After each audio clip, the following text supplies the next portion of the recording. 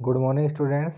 आज हम शुरू करेंगे स्टालिनवाद और सामूहिकरण, अर्थात जो नए नेता हैं उनके द्वारा किस तरीके से सामूहिकरण की व्यवस्था अपनाई गई।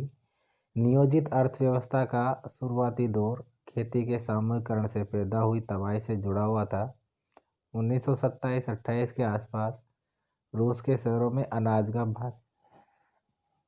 भारी संकट पैदा हो गया। सरकार ने अनाज की कीमत तय कर दी। उससे ज़्यादा कीमत पर कोई अनाज नहीं बेच सकता था। अर्थात सरकार ने क्या किया कि एक रेट फिक्स कर दी, उसी पर अनाज को बेचा जाए। लेकिन किसान उस कीमत पर सरकार को अनाज बेचने के लिए तैयार नहीं थे।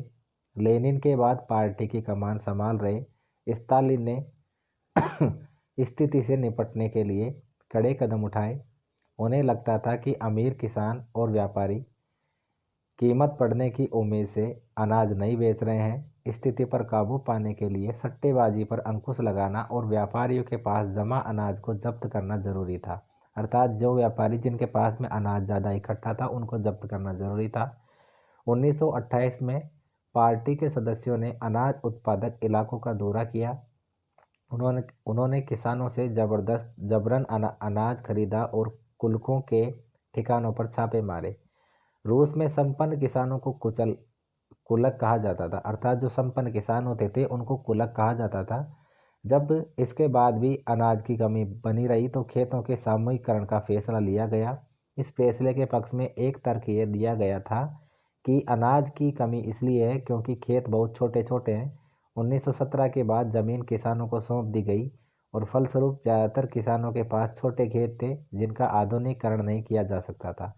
मतलब जो शासक था उसका ये मानस था कि जो सभी लोग हैं वो मिलकर खेती करें, क्योंकि सभी के जो खेत हैं वो छोटे छोटे होते हैं और जब एक बड़े क्षेत्र में खेती होगी तो फसल ज़्यादा पैदा होगी।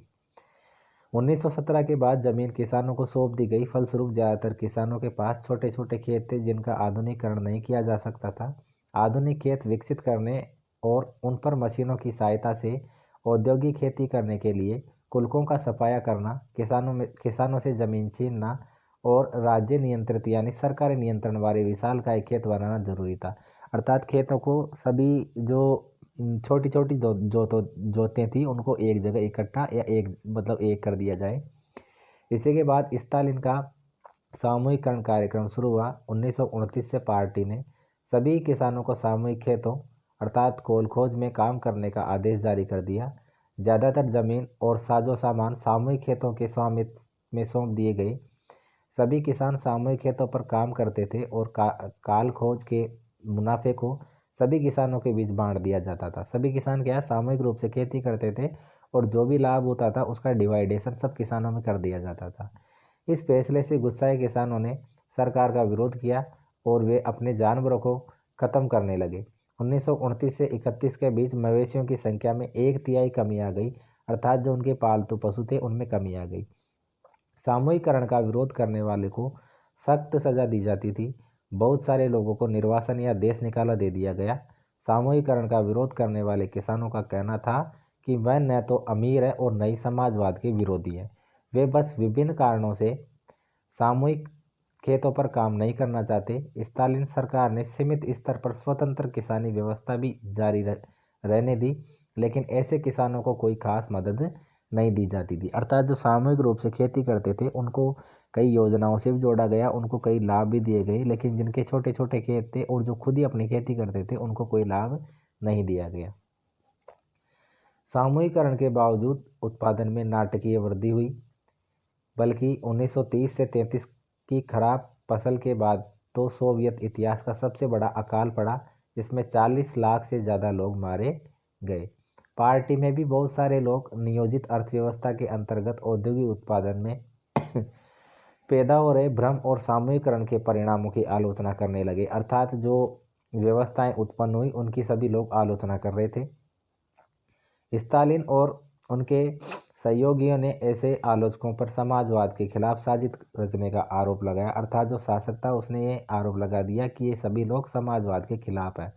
देश भर में बहुत सारे लोगों पर इसी तरह के आरोप लगाए गए और 1939 तक आते आते 20 लाख से ज़्यादा लोगों को या तो जेलों में या श्रमिक शिविरों में भेज दिया गया।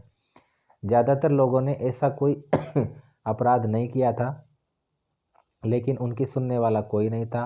बहुत सारे लोगों को यातनाएं दे देकर उनसे इस आशय के बयान लिखवा लिए गए कि उन्होंने समाजवाद के विरुद्ध साजिश में हिस्सा लिया है, और इसी आधार पर उन्हें मार दिया गया।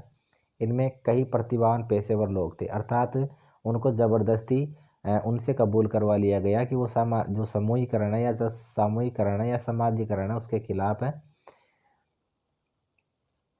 इसके बाद है रूसी क्रांति और सोवियत संघ का वैश्विक प्रभाव, अर्थात ये जो क्रांति हुई इसका जो वैश्विक प्रभाव वो किस तरीके से पड़ा। तो बोल्शेविकों ने जिस तरह सत्ता पर कब्जा किया था और जिस तरह उन्होंने शासन चलाया था उसके बारे में यूरोप की समाजवादी पार्टियां बहुत सहमत नहीं थी, लेकिन मेहनतकशों के राज्य की स्थापना की संभावना ने दुनिया भर के लोगों में एक नई उम्मीद जगा दी। अर्थात जिस तरीके से क्रांतिकारियों के द्वारा जो प्रयास किए गए थे सभी ने उनको सराहा, और एक तरीके से जो प्रभावशाली हुए और जो एक तरीके से आने वाले कल के लिए अच्छा हो सके इसके लिए सभी उम्मीद जगा रहे थे। बहुत सारे देशों में कम्युनिस्ट पार्टियों का गठन किया गया था, जैसे इंग्लैंड में communist party of great Britain की स्थापना की गई। बोल्शेविकों ने उपनिवेशों की जनता को भी उनके रास्ते का अनुसरण करने के लिए प्रोत्साहित किया, अर्थात जो उपनिवेश है वो उपनिवेश भी अपने अनुसार अपनी जो जिंदगी है उसको जी सकते हैं, अपने अनुसार वो शासन को चला सकते हैं। सोवियत संघ के अलावा भी बहुत सारे देशों के प्रतिनिधियों ने conference of the people of the east 1920 और बोल्शेविकों द्वारा बनाए गए कॉमिंटर्न अर्थात बोल्शेविक समर्थन समाजवादी पार्टियों का अंतर्राष्ट्रीय महासंघ में हिस्सा ले लिया। कुछ विदेशियों को सोवियत संघ की communist university of the workers of the east में शिक्षा दी गई, अर्थात जो एक तरीके से उनको शिक्षित किया गया। जब दूसरा विश्व युद्ध शुरू हुआ तब सोवियत संघ की वजह से समाजवाद को एक वैश्विक पहचान और हैसियत मिल चुकी थी, अर्थात समाजवाद एक बहुत आगे बढ़ चढ़कर आ गया था जिसमें संसाधनों पर एक समाज का अधिकार होता है। लेकिन 50 के दशक तक देश के भीतर ही भी लोग ये समझने लगे कि सोवियत संघ की शासन शैली रूसी क्रांति के आदर्शों के अनुरूप नहीं है। विश्व समाजवादी आंदोलन में भी इस बात को मान लिया गया था कि सोवियत संघ में सब कुछ ठीक ठाक नहीं चल रहा है।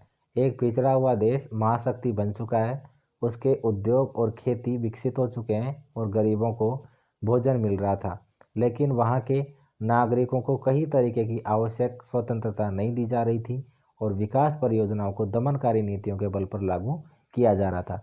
अर्थात जो आवश्यक जो सुख सुविधाएं होती है वो लोगों को नहीं दी जा रही थी बल्कि उनका दमन किया जा रहा था। 20वीं सदी के अंत तक एक समाजवादी देश के रूप में अंतर्राष्ट्रीय स्तर पर सोवियत संघ की प्रतिष्ठा काफ़ी कम रह गई थी। हालांकि वहाँ के लोग अभी भी समाजवाद के आदर्शों का सम्मान करते थे, लेकिन जो पहले जिस तरीके से समाजवाद का उदय हुआ था और वो धीरे धीरे कम हो रहा था। लेकिन सभी देशों में समाजवाद के बारे में विविध प्रकार के व्यापक पुनर्विचार किया गया, अर्थात इस देश से सभी जो देश थे उन्होंने कुछ न कुछ सीख लिए और उसी के द्वारा कुछ परिवर्तन भी हुए थे। ठीक है, तो इस तरीके से ये जो अपना लेसन है ये कंप्लीट होता है और अगला लेसन हम कल की क्लास में पढ़ेंगे।